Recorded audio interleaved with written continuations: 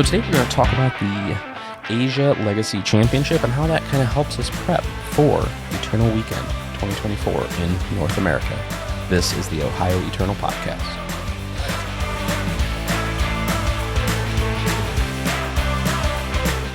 Hey, how's it going, guys? So we just wanted to do a kind of a quick intro, but also kind of talk a little bit about where we're at getting ready for this year's Eternal Weekend. So joining me, TJ Houston, I have my boys Tony and Ben, and we are all headed to NA this year.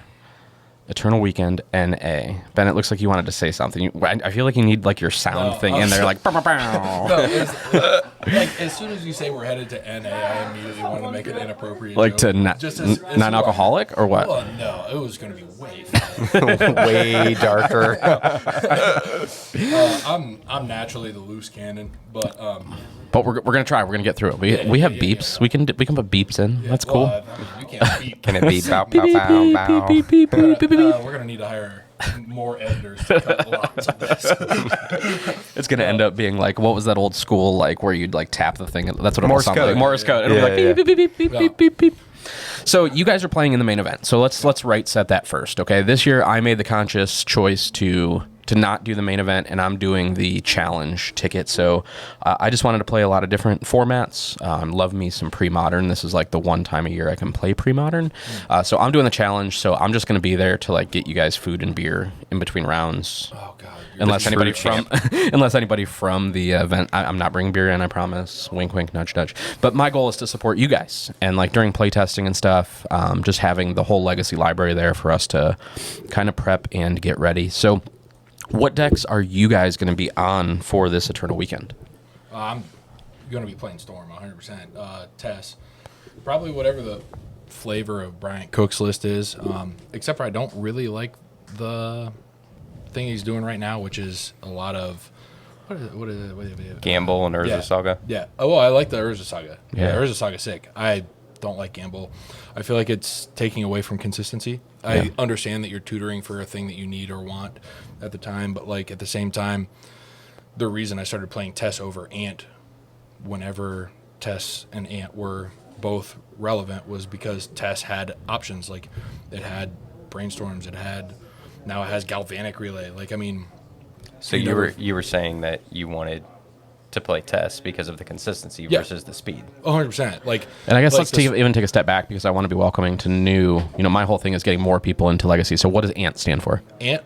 So for anybody that isn't familiar with meta, what was that? 5 years ago, 4 years ago, when it was really relevant.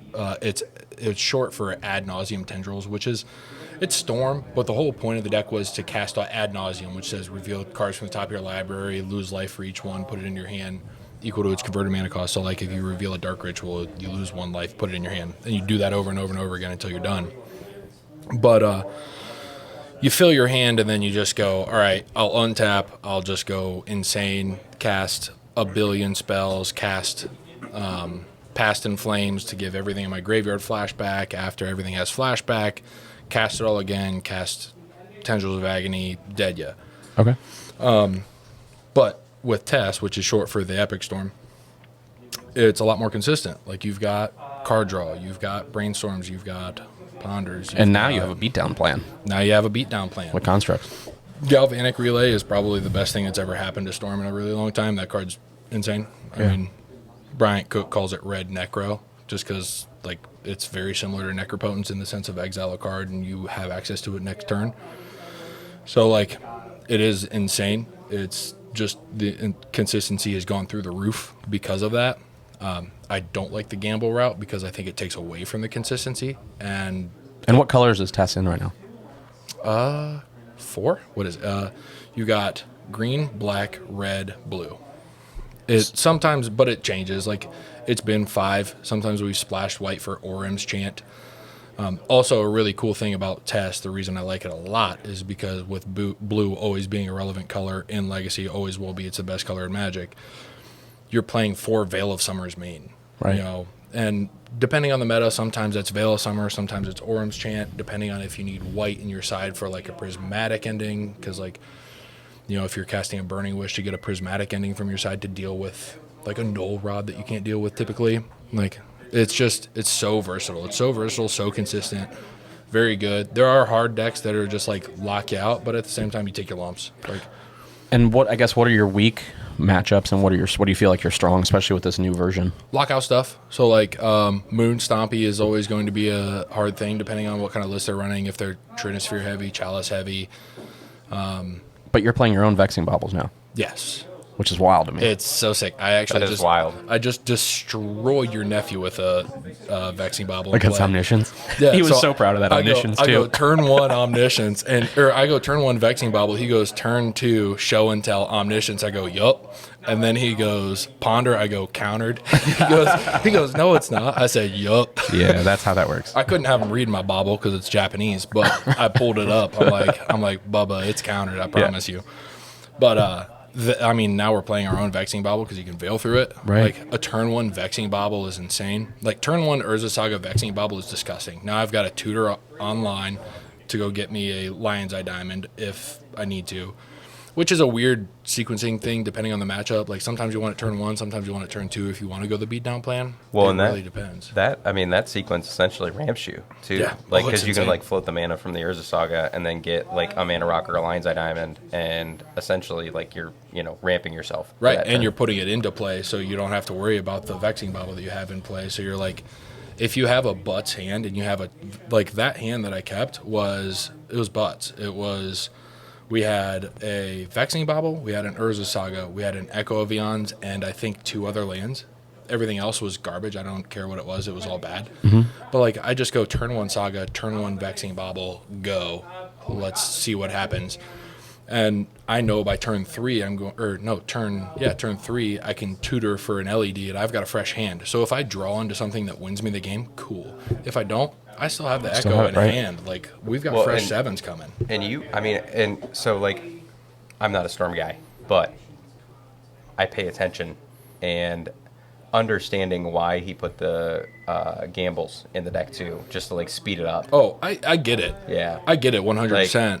It's just and I'm sure it's good. It's just Which as far as play style that I like, it's one of the reasons. Like I switched off of Storm for a really long time into Control because I just didn't like the inconsistency. Right. Like, and Control is arguably the hardest but most consistent thing to do because you're actively controlling your draws. You're actively controlling what's in your hand. you're chilling the entire game. Yeah. Yeah, the whole game. And anytime you lost a game, you could have won it. You misplayed somewhere. Yeah. Is the thought process with Control. You should have won that match. Where did you fuck up? Right. Bleep. But I don't mind the adult rating. Yeah. but with Storm, the thing is, it's with Tess, it's almost along those lines. Like if you lost the game, you made a mistake somewhere. Right. Granted, there are going to be games where there was no out, but if you actively look and say, where did I make a mistake, you'll probably find one. Right. Like there are so many opportunities to make a mistake. Maybe I should have galvanic relayed and chained galvanic relays on turn 2 instead of gone for this. Maybe I should have gone for the kill.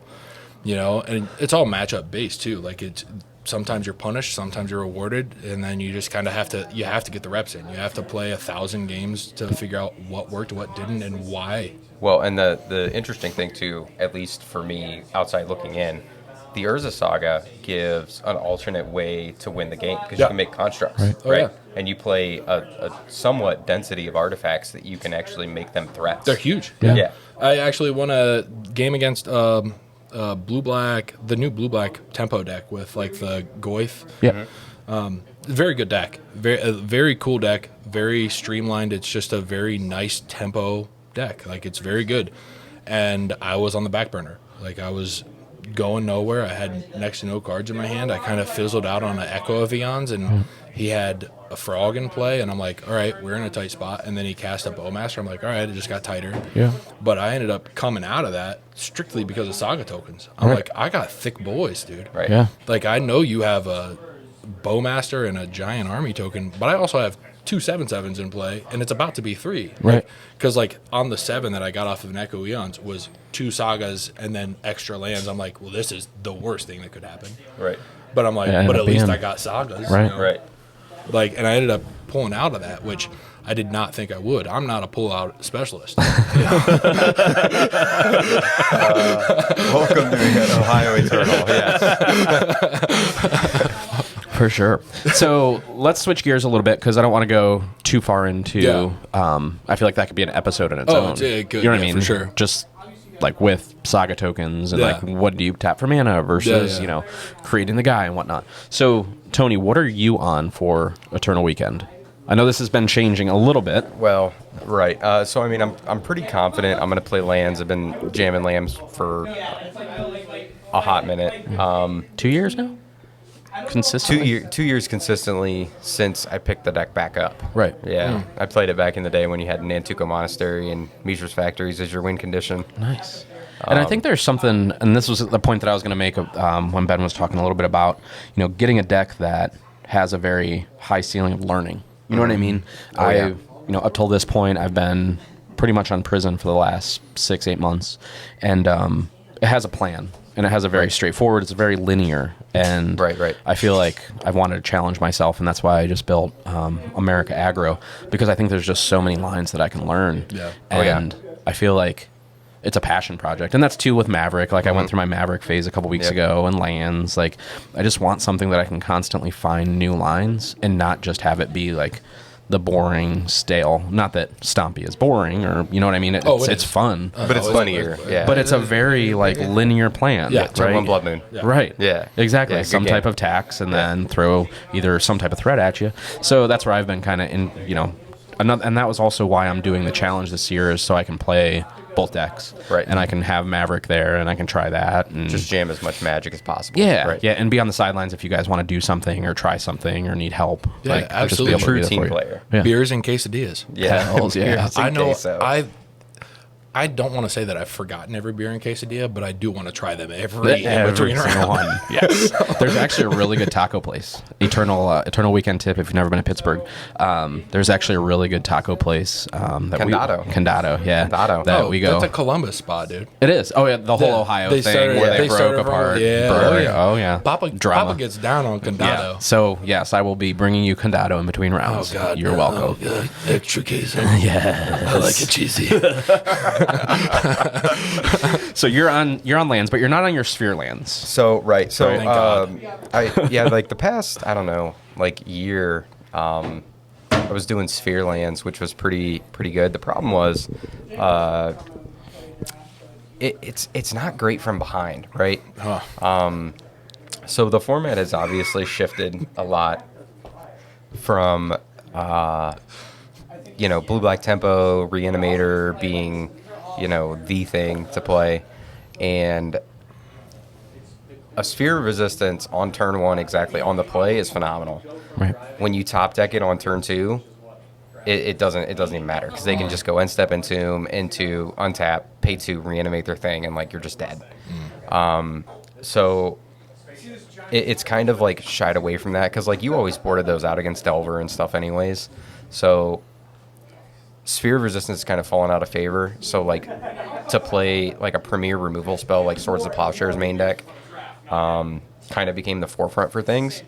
And I'm pretty active on the lands Discord, and I know that I've talked with Wampus or Andrew in a lot of great detail. He's a super great guy. He came out for Buffalo Chicken Dip Legacy Open a couple months ago, and we connected. And I mean, we've been talking a lot about the format, the deck list, and what we kind of want to do for like the format going forward. Sure. So I'm kind of at a little bit of a crossroads because the problem is, I mean, obviously Swords is like the premier removal spell, right? So like it kills everything. It kills frogs, it kills trolls, it kills Metamorphosis Fanatic, it kills Archon of Cruelty. I mean, it kills everything. And likewise, it's the best thing you can do for 1 mana. So kind of like synonymously agreed that's the best thing to do. And then also,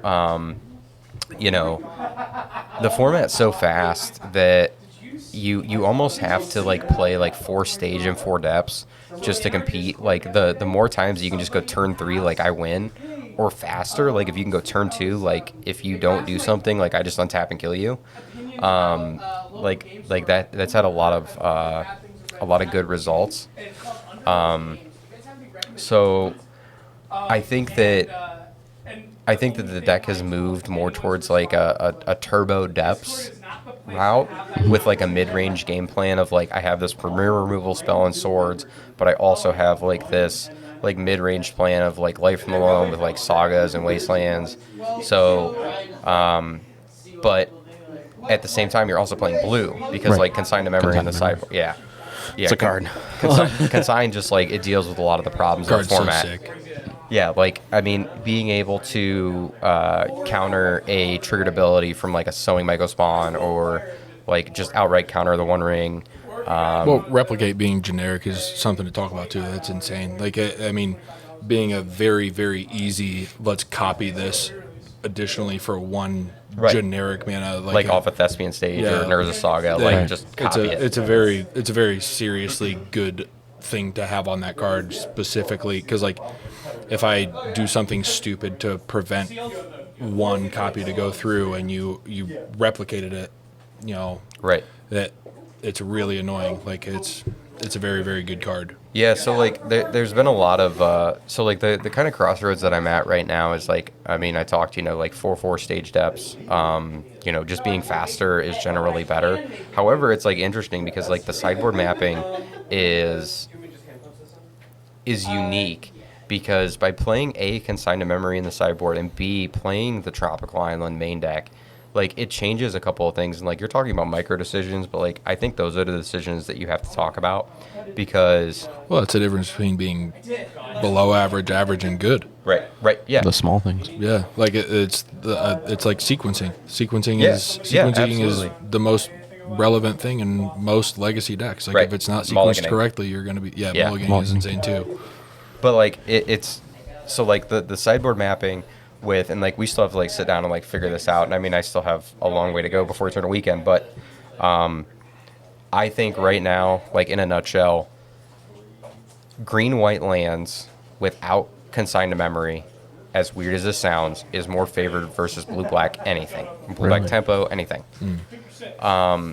However, the Consign to Memories are so relevant against almost everything else in the format, specifically Eldrazi, because that's like Right. the number 2 thing, right?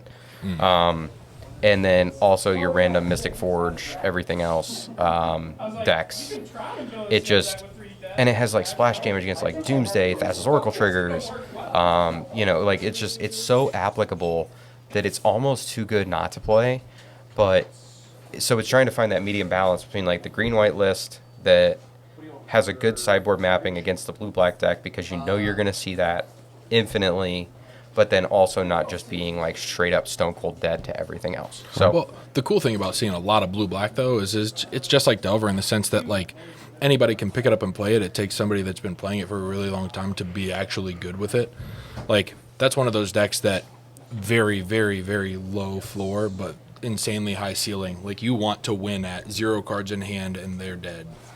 Right. But I'm hoping that all I see is blue black because Right. I'm assuming that 70% of the room is going to be new players and the other 30% is going to be hitters that have been playing Delver for decades. Right. right. And I wanted to really quick talk, and we can go a little bit more in depth in a future episode, but with it being fresh, I did want to talk about the 2024 Asia Legacy Championship that happened on the 12th. So I'm going to run down the top 10 for you guys. So number 1, Mono Red Prison. Number 2, Mono Green Eldrazi. 3, Cephaloid Breakfast. 4, Demir Reanimator. 5, Demir Reanimator. 6, Demir Reanimator. 7, Mono Green Eldrazi. 8, Jund Reanimator. 9, Bant Nadu. And number 10, Demir Reanimator. A lot of Demir Reanimator. So if that's any indication for what we're going to see at Eternal Weekend, it's still the scary. I mean, you saw this in previous years too with Delver, right? I mean, we saw, some different tech coming out of Asia, but I mean, it was very similar cards that were being played, and I'm surprised Nadu's not a little bit higher, but it could be in that breakfast list. I don't know, but It might be. Like, in my personal opinion, like I don't read too much into the Japanese or the European results. I look at them just strictly because I want to know what they're playing if I run into them, and so I'm prepared for them. That being said, like a lot of times, like if you go to, and I buy a lot of Japanese cards, so I just happen to be really familiar with Japanese meta almost all the time because I'm on their shops websites buying cards a lot. But like if you look at their meta, like sometimes Merfolk is doing well. You know what I mean? It's just like a really weird thing where I think their meta is just shifted, and I think it's just because of the local. I don't know if it's a local play style or like just what got pushed locally that ended up becoming more prevalent. Right. That being said, it's always minorly different. I actually don't think new Blue Black Reanimator is anywhere near as good as Reanimator was with Grief, and I don't think Reanimator was ever actually a tier 1 deck until Grief. Yeah. Like it was always very mid. It was good, sure, but it was never like, it was always like, it was the burn deck of Legacy. If you wanted to get into Legacy for an affordable price point, it's always been able to do its thing. And when the meta is changing, it's always able to just sneak in wins because decks are trying to fine tune. Right. Right now, benefit for Legacy is they're still trying to fine tune. You know, Grief was just banned. No, a lot of people are still tweaking their decks. So Reanimator is actually probably fine right now because it's sneaking away with wins. And I also, I wanted to compare it because you bring up a good point. So the latest big event that we had was the Super Challenge, the MTG, and again, online's a lot different than in person. I mean, The Super obviously, Challenge is the one with Jeskai won, right? no, it was actually Dragon Stompy won that one as well. So here's the top Which 10 is from insane. that. So number 1, Dragon Stompy. Number 2, Riddlesmith. 3, Cradle Control. 4, UB Reanimator. 5, Cradle Control. 5, this is 5 through 8, Dragon Stompy, Eldrazi Aggro, and then Reanimator, and then 10, Dragon Stompy. So 3 Stompy lists. Yeah. Moon Stompy lists. The in the top meta's 10. just really trying to decide what it wants to do right now because Grief is banned. Storm is fine tuning. In the last 2 weeks, Storm has changed twice, which is annoying. It's just like, you know, the meta is figuring out what it wants to do, and because of that, a lot of like weird stuff is getting away. Right. You know, I just real quick looked. So out of the Asia Legacy Championship, out of the top 32, 10 of 32 were some form of Reanimator scam type deck, right? So I think 1 out of every 3rd deck it's pretty safe to say, is going to be a blue-black tempo scam Reanimator deck.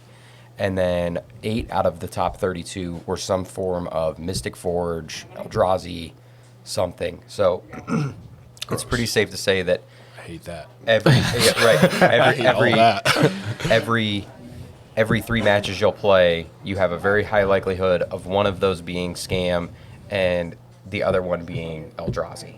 But I think you brought up a good point, too, the other day, of Cook having a big following here. Mm-hmm. So do you really think that there's going to be that? You think there's going to be a big storm, especially with the win rates they're at right now? I think there's going to be an insane storm pool at... one might even say a storm's a coming. Yeah, oh yeah. Well, and I mean, he got 5th in Eternal Weekend last year, North America. Storm isn't putting up results anywhere else. Right. Storm is actively a tier like 8 deck. It's like if you were to actually go, it's probably like 30th listed in popularity. It's not popular at all. Right. But in North America, it's huge. Like Bryant stunned with it. He has a giant following of admins and a page that all do very well. 1% of the meta in overall. Yeah. 1% of the meta. Very not good. Yeah. Like it's actively probably a tier 6, tier 7 deck. Yeah. But I mean, it continually puts up results in the U.S. and because of that, I think there's just a cult following behind it that people actually play it. They streamline it. It's very hard to play at a good level. Like I mean, it's one of those decks that you have to have thousands of reps to actually be able to get away with like a locals win. And I mean, that's a good point too, because like I think that in an essence, like my plan for Eternal Weekend, I'm going to plan for Blue Black. I'm going to plan for Eldrazi, Moon Stompy, and Painter personally.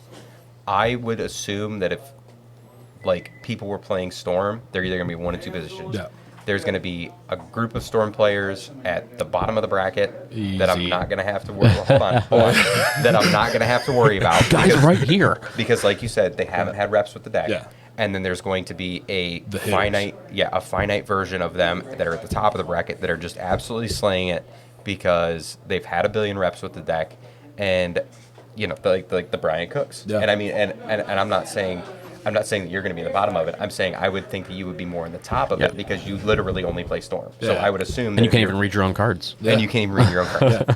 I'll tell you what they all say word for word, But I would feel less comfortable playing against you playing Storm than I would somebody that just regular. picked. There's somebody like this deck's doing good, like Bryant Cook, and like Yeah. I'm gonna pick it up and do well. Yeah, Like if I they picked up are. Storm, Yeah.